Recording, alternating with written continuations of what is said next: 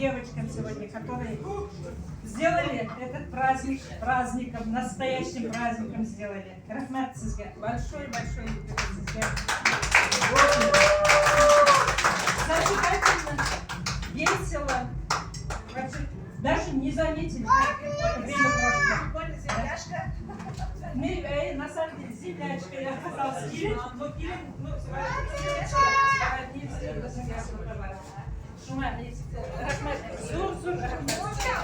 очень понравилось, так что когда видели на праздник будем встречаться.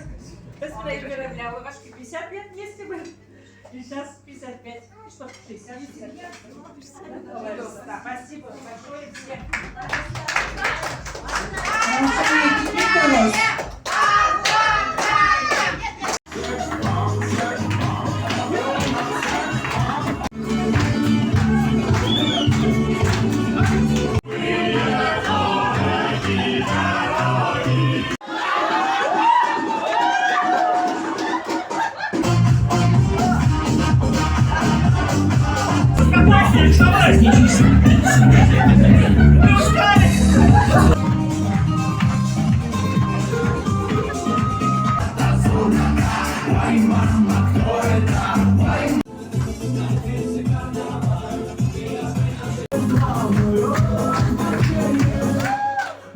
Сейчас покажем наш замечательный пальчиковый креатив.